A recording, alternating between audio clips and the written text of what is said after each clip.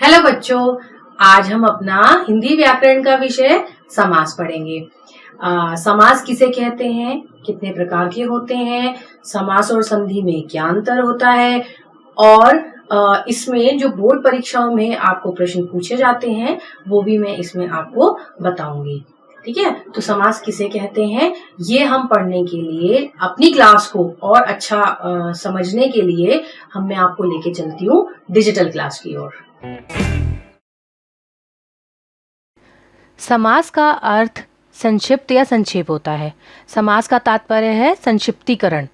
दो या दो से अधिक शब्दों के मिलकर बने हुए एक नए शब्द, नवीन एवं सार्थक शब्द को समास कहते हैं। तो बच्चों, ये थी समास की परिभाषा। कम से कम दो शब्दों में अधिक से अधिक अर्थ प्रकट करना ही समास का लक्ष्य होता है। जैसे रसोई के लिए घर, इसे हम रसोई घर भी कह सकते हैं। समास का प्रयोग जो है हम करते हैं, संस्कृत व अन्य भारतीय भाषाओं में समास का प्रयोग किया जाता है। जर्मन आदि भाषाओं में भी इसका बहुत प्रयोग किया जाता है। समासिक शब्द अथवा पद को अर्थ के अनुकूल विभाजित करना विग्रह कहलाता है। ये भी आपके पाठ्यक्रम में मैं भी आपको बताऊंगी कि समास और समास विग्रह करना क्या होता है। जैसे आपने संधि और संधि विच्छेद पढ़ा होगा ना, ऐसे ही ये होता है। तो अगर हम सरल भाषा में समास को पहचानें या समास को समझें तो कैसे समझ सकते हैं। देखिए, समास जो है हमारे पास 6 प्रकार के होते हैं। तो देखो, इसको पहचानने का क्या है। जैसे पूर्व प्रधान लिखा है, यानी अव्ययी भाव समास में पूर्व प्रधान होगा। तत्पुरुष, कर्मधारय और द्विगु समास में उत्तर पद प्रधान होगा। द्वंद्व समास में दोनों प्रधान होंगे और बहुब्रीहि समास में कोई तीसरा ही दोनों पद प्रधान होंगे, लेकिन तीसरे का अर्थ जो है वो प्रधान होगा। अभी आपको ये समझ में नहीं आ रहा होगा कि उत्तर पद और ये पूर्व पद होते क्या हैं। तो बच्चों, मैं आपको ये समझाती हूँ कि ये होते क्या है। पूर्व पद और उत्तर पद समास में 2 पद होते हैं। 2 पद मतलब शब्द होते हैं। ठीक है, 2 शब्दों से मिलकर एक नया समास जो हमारा बनता है, नया शब्द बनता है, उसे समास कहते हैं ना। ये तो हमने समझ लिया। तो जो पहला पद यानी जो पहला शब्द होगा वो पूर्व पद होता है और जो दूसरा शब्द होगा, दूसरा पद होगा, उसको हम उत्तर पद कहते हैं। देखे, एग्जाम्पल देख के समझते हैं। जैसे गंगा जल है तो उसमें गंगा क्या है, पूर्व पद। ठीक है, और जल क्या है, उत्तर पद। तो अब आपको ये क्लियर हो गया होगा कि ये जो पूर्व पद और दोनों पद और प्रधान पद जो लिखे हुए हैं ये सब क्या है। समास जो है बच्चों हमारे 6 प्रकार के माने जाते हैं। वैसे मैं आपको बता दूं कि कहीं कहीं ये 4 प्रकार के भी लिखे होंगे, तो आप कंफ्यूज मत होना, क्योंकि जो कर्मधारय द्विगु समास है वो तत्पुरुष समास का ही एक भाग होते हैं। तो अभी हमारे सिलेबस में जो हम पढ़ने जा रहे हैं वो हम क्या पढ़ेंगे, 6 समास पढ़ेंगे। तो पहला है आपका अव्ययी भाव समास, दूसरा तत्पुरुष समास, तीसरा कर्मधारय समास, चौथा है आपका द्विगु समास, पांचवा द्वंद्व समास और छठा है हमारा बहुब्रीहि समास। क्लियर हुआ बच्चों? बच्चों, इसमें एक समासिक शब्द आता है। जैसे अब क्या होता है समासिक शब्द और समास विग्रह क्या होता है, ये भी हम समझते हैं। देखो, समास के नियमों से निर्मित शब्द समासिक शब्द कहलाता है। यानी जब समास बना दिया जाता है, प्रॉपर एक शब्द बन जाता है, तो उसको हम क्या कहते हैं, समासिक शब्द कहते हैं। इसे हम समस्त पद भी कहते हैं। तो कहीं पे अगर ये लिखा या आपसे पूछा जाए तो आप बिल्कुल परेशान ना हो, आपको इन शब्दों का मतलब पता होना चाहिए कि समासिक शब्द का मतलब क्या है, कि वो समास के नियमों से निर्मित शब्द है। या अगर समस्त पद लिखा है, जैसे क्वेश्चन में भी कई बार आ जाता है कि समस्त पद बनाइए, तो समस्त पद मतलब समास बनाना ही होता है। तो समास होने के बाद विभक्तियों के चिन्ह लुप्त हो जाते हैं। जैसे हम कोई भी जब वाक्य बनाते हैं या कोई भी अगर हमारा वाक्यांश होता है तो विभक्तियों के चिन्हों के द्वारा बनता है ना। विभक्ति चिन्ह क्या होती है पता है ना आपको, जैसे का, की, के, लिए, ये, तो इनके द्वारा बनता है। तो जब हम समास बनाते हैं ना, तो इनमें से ये जो चिन्ह होते हैं ये कहीं लुप्त मतलब कहीं मतलब इनको हम हटा देते हैं।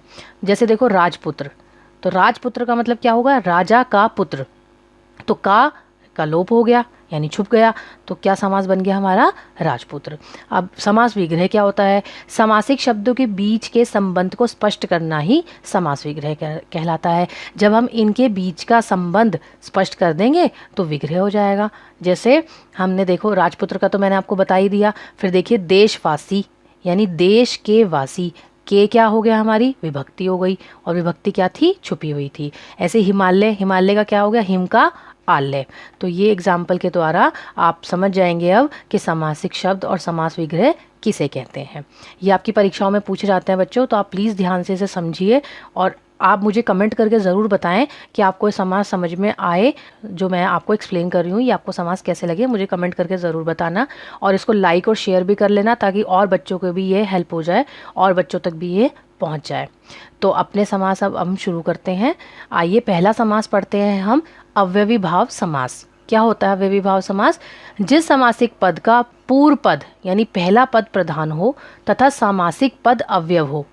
अव्यव क्या होते हैं?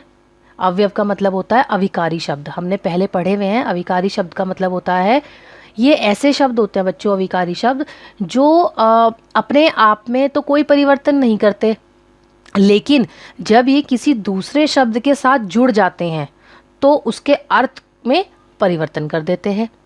समझ में आया? देखो इसको हम ऐसे समझेंगे, जैसे क्लास में क्या होते हैं, अच्छे बच्चे भी होते हैं, बेकार बच्चे भी होते हैं। तो कुछ अच्छे बच्चे, कुछ बेकार बच्चे ऐसे होते हैं जिनको कितना ही डांट लो, कितना ही समझा लो, लेकिन उनको समझ में नहीं आता। तो क्या करते हैं वो बच्चे, कैसे होते हैं कि अपने आप को तो नहीं बदलेंगे, लेकिन जब वो किसी अच्छे बच्चे की संगति में रहने लगते हैं तो वो क्या करते हैं, कई बार उन बच्चों को भी खराब कर देते हैं। तो उन्होंने अपने आप में तो कोई परिवर्तन नहीं किया, लेकिन जो बच्चा अच्छा चल रहा था, जो अच्छा कार्य कर रहा था, उन्होंने क्या करा, उनको भी बदल दिया। तो ये अविकारी यानी अव्यय शब्द ऐसे ही होते हैं। क्लियर? तो इसको हम क्या कहते हैं, इसमें अव्ययी भाव समास होता है। इसमें पहला शब्द जो है वो अव्यव होता है। अब आपको समझ में आ गया होगा अव्यव किसे कहते हैं। तो क्रिया विशेषण जो है, इसका समूचा पद क्रिया विशेषण अव्यव हो जाता है। देखिए एग्जाम्पल देखिए, जैसे प्रतिदिन, अमरण, यथासंभव इत्यादि, है ना। इसके अन्य उदाहरण भी मैंने नीचे दिए हैं, ये भी आप दे सकते हैं, लेकिन मैं पहले ही आपको ये समझाती हूँ। जैसे देखो प्रतिदिन, प्रति क्या है, अव्यव हो गया, और दिन क्या है, दिन शब्द हो गया। तो ये क्या हुआ, इसके साथ जुड़कर इसने इसके अर्थ को ही परिवर्तन कर दिया। यानी प्रतिदिन मतलब हर दिन, और दिन मतलब नॉर्मल दिन की बात कर रहे थे हम, तो क्या हुआ, अर्थ बदल गया ना। इसी तरह आमरण, मरण मतलब तो मरना हो गया। आमरण मतलब हमारे लिए क्या हो गया, मृत्यु तक, मतलब मरण तो मृत्यु हो गई, और जब आ इसके आगे जुड़ गया यानी जो अव्यव था तो क्या हो गया, मृत्यु तक हो गया, यानी अर्थ बदल गया। अब देखिए यथासंभव, यथासंभव में यथा क्या है, अव्यव है, और संभव एक हमारे पास शब्द है। संभव का मतलब तो पॉसिबल है ना, संभव हो सकता है। यथासंभव मतलब संभव के अनुसार, या ये हो भी सकता है, नहीं भी हो सकता। तो यथासंभव का मतलब अब अर्थ बदल गया। तो ये क्या है, ये सारे हमारे अविकारी शब्द है बेटा। तो ये क्या करते हैं, ये जब दूसरे के साथ जुड़ जाते हैं तो उसके अर्थ में परिवर्तन कर देते हैं। मैंने इसके अन्य उदाहरण जो दिए हुए हैं, आप इनको ध्यान से एक बार पढ़ लीजिए। दूसरा समास अब हम समझते हैं, तत्पुरुष समास। तत्पुरुष समास का उत्तर पद अथवा अंतिम पद प्रधान होता है। ऐसे समास में प्राय प्रथम पद विशेषण और द्वितीय पद विशेष्य होते हैं। द्वितीय पद के विशेष्य होने के कारण समास में इसकी प्रधानता रहती है। ऐसे समास जो हैं ये इन्हीं के प्रकार है। मैंने आपको शुरू में बताया था कि तत्पुरुष समास के ही प्रकार हैं कर्मधारय और द्विगु समास। ठीक है, तो अब देखो तत्पुरुष समास कितने प्रकार के होते हैं। तत्पुरुष समास हमारे पास होते हैं 6 प्रकार के, कर्मधारय समास, करण तत्पुरुष समास, संप्रदान तत्पुरुष समास, अपदान तत्पुरुष समास, संबंध तत्पुरुष समास और अधिकरण तत्पुरुष समास। बच्चों ये समास के हमारे तत्पुरुष समास के 6 भेद हैं। अब हम इनको आगे डिटेल में पढ़ते हैं कि ये क्या होते हैं। देखो एक चीज़ और तरीका है समास को पहचानने का कि इस समास में क्या होते हैं, कारक चिन्ह लुप्त होते हैं। कारक चिन्ह मैंने आपको पहले ही बताया था, है ना। क्या होते हैं कारक, जैसे का, की, के, ने, लिए, में, पर, से, द्वारा, अलग होने पर। ये सारे शब्द जो हैं, जो हम 2 शब्दों के बीच में जिसका इस्तेमाल करते हैं, ये क्या होते हैं, कारक चिन्ह होते हैं। तो ये लुप्त होते हैं। तो इसकी ये भी पहचान ऐसे की जा सकती है कि इनको जब हम पहचानेंगे कि कौन सा समास है तो ये हमारी मदद करेंगे। ये इसका आसान तरीका है। जैसे देखो राजा का कुमार, है ना, राजा का कुमार, का क्या है, विभक्ति है, का लोप हो गया तो क्या बन गया, राजकुमार। धर्म का ग्रंथ, का क्या है, विभक्ति है, का को हमने लोप कर दिया, जब हमने समस्त पद बनाया तो क्या बन गया, धर्म ग्रंथ। ऐसी देखो रचना को करने वाला यानी रचनाकार, है ना। तो रचना को करने वाला हमने क्या करा, रचना को करने वाला हमने इसको छुपा लिया यानी इसका लोप हो गया, तो ये रचनाकार एक शब्द बन गया और ये समास का जो है समस्त पद बन गया। तो इस तरह से बच्चों इसमें क्या होती है, कारक जो है छुपी हुई होती है, ये इसकी पहचान होती है। तो अब ध्यान से समझिए। देखिए पहला है हमारा तत्पुरुष के पाठ पढ़ रहे हैं अभी हम, जो तत्पुरुष के हमारे पास भाग हैं अभी वो पढ़ रहे हैं। ठीक है, यानी अभी एक ही समास पढ़ रहे हैं हम, तत्पुरुष समास, और एक हमने पढ़ा है अभी अव्ययी भाव समास। अब देखिए कर्म तत्पुरुष समास क्या होता है, इसमें कर्म कारक की विभक्ति को होती है, यानी कर्म तत्पुरुष समास की पहचान क्या होती है, को, ये छुपी हुई होती है। जैसे देखो यश प्राप्त, यश को प्राप्त, को छुपा हुआ है। मनोहर मन को हरने वाला, को छुपा हुआ है। ऐसे इसके अन्य भी उदाहरण है, ये आप देखिए तो आप पढ़िए इसको, तो ये आपको समझ में आ जाएंगे। अब देखिए करण तत्पुरुष समास क्या होता है। करण तत्पुरुष की क्या पहचान होती है, से के द्वारा, यानी इन तीनों का जहाँ लोप होगा वहाँ पे कौन सा समास होगा, करण तत्पुरुष समास होगा।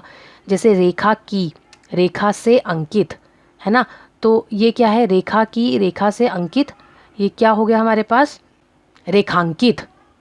ठीक है, तो ये रेखांकित हो गया हमारे पास। ये की छुपा हुआ है तो से छुपा हुआ है, तो ये क्या बन गया हमारा, करण तत्पुरुष समास। जैसे सूर रचित, सूर द्वारा रचित, द्वारा छुपा हुआ है तो क्या हो गया यहाँ पे करण तत्पुरुष समास।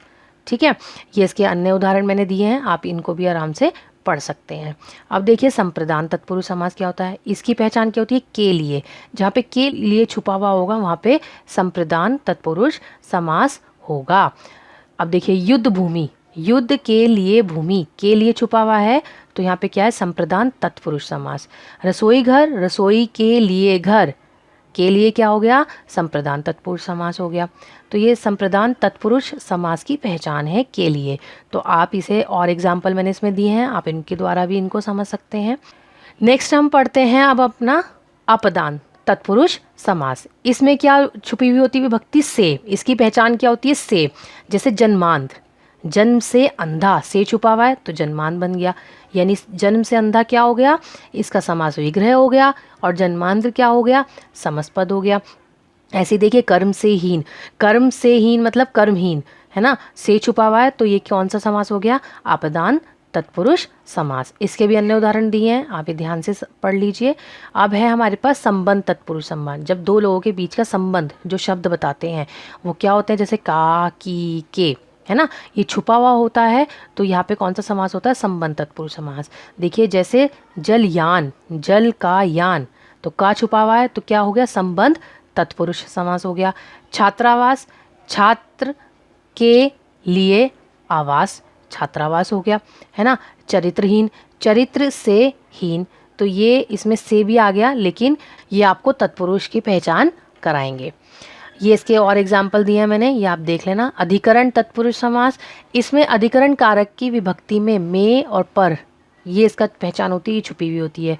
जैसे रणधीर, रण में धीर, में छुपा हुआ है तो अधिकरण तत्पुरुष समास हो गया। क्षणभंगुर, क्षण में भंगुर, में छुपा हुआ है, अधिकरण तत्पुरुष हो गया। आप बीती, आप पर बीती, है ना, तो पर छुपा हुआ है तो ये भी अधिकरण तत्पुरुष समास हो गया। तो ये हमारे थे बेटा सारे तत्पुरुष समास और उसके भाग। अब अगला समास हम पढ़ेंगे कर्मधारय समास। जिस तत्पुरुष समास के समस्पद समान रूप से प्रधान हो तथा विशेष्य विशेषण भाव को प्राप्त हो, उनके लिंग वचन भी समान हो, वहाँ कर्मधारय समास होता है।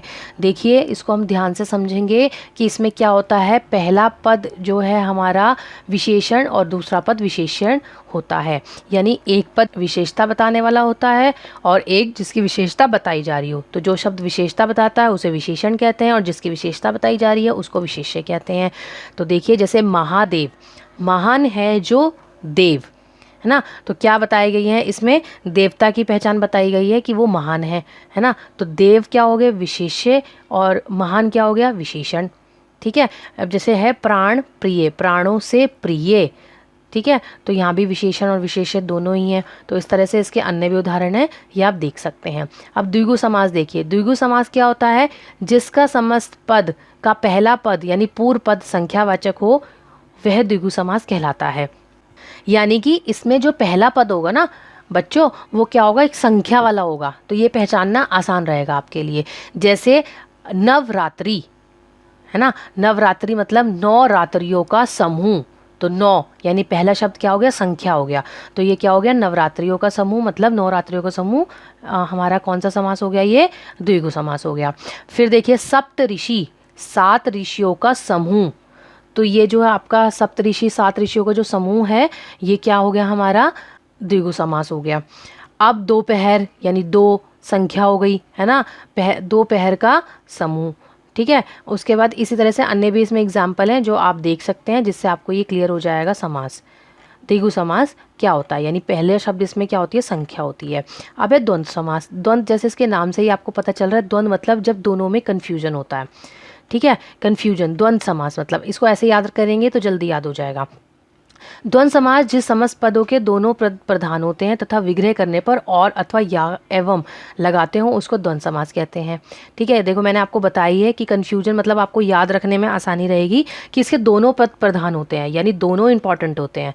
ठीक है, तो दोनों में अब देखिए जैसे और क्या यूज़ करते हैं हम, और या एवं, ये 3 चीज़ें यूज़ करते हैं। ठीक है, तो जैसे देखिए और एक चीज़ और है इसमें इंपॉर्टेंट, ये कि इन दोनों के बीच में योजक चिन्ह लगा होगा। ठीक है, यानी दोनों को जोड़ने वाला चिन्ह बना होगा, यानी दोनों इक्वल हैं। जैसे आप पहला एग्जाम्पल देखिए, अन जल, तो अन और जल, यानी अन भी ज़रूरी है, जल भी ज़रूरी है, तो और आ गया, यानी दोनों पद प्रधान हो गए। फिर है नदी और नाले, तो नदी और नाले, तो नदी भी हो गई और नाले भी हो गया, यानी नदी और नाले दोनों ज़रूरी है, दोनों पद प्रधान है। जैसे धन और दौलत, मार और पीठ, आग और पानी। तो इस तरह से आप इसके अन्य एग्जाम्पल देखिए ताकि आपको ये समझ में आ जाएगा। अच्छा बच्चों, इसमें एक चीज़ मैं और बता दूं, और या में जैसे कई बच्चे कंफ्यूज होते हैं, तो वो मैं बता देती हूँ कहाँ यूज़ होता है। और जो यूज़ होता है वो होता है जब दोनों पद हमारे लिए ज़रूरी हैं, जैसे माता और पिता, भाई और बहन। लेकिन या वहाँ लगते हैं जहाँ एक समय में एक चीज़ रहती है, जैसे दुख या सुख। अगर दुख है तो सुख नहीं होगा, सुख है तो दुख नहीं होगा। तो ये थोड़ा आपने के डाउट्स हैं, ये थोड़ा अपना क्लियर कर लेना। नेक्स्ट हम पढ़ेंगे अब बहुब्रीहि समास। जिस पद में कोई पद प्रधान नहीं होता, दोनों पद मिलकर किसी तीसरे पद की ओर संकेत करते हैं, उसे क्या कहते हैं? बहुब्रीहि समास। यानी इसमें क्या होगा बेटा, जैसे 2 पद मिलेंगे और एक तीसरे के बारे में हमें बताया जाएगा। और सबसे बड़ी बात है, कई बार ऐसा भी होता है कि वो जो तीसरा है वो उपाधि सिर्फ उसी के लिए दी जाती है, किसी और के लिए दी नहीं जाती। जैसे कि एक एग्जांपल मैं आपको बताऊं, अगर हम पढ़ें दशानन, तो दशानन मतलब क्या होता है? 10 हैं आनंद जिसके, अर्थात रावण। यानी दशानन की उपाधि आज तक सिर्फ रावण को दी गई है, किसी और को नहीं दी गई। जैसे नीलकंठ, नीला है कंठ जिसका, ठीक है, तो अर्थात शिवजी, तो नीलकंठ शिवजी के लिए यूज़ हुआ है, आज तक और किसी को नहीं कहा गया। तो बहुब्रीहि समास में आए पदों को छोड़कर जब किसी अन्य पदार्थ की प्रधानता हो तो उसे बहुब्रीहि समास कहते हैं।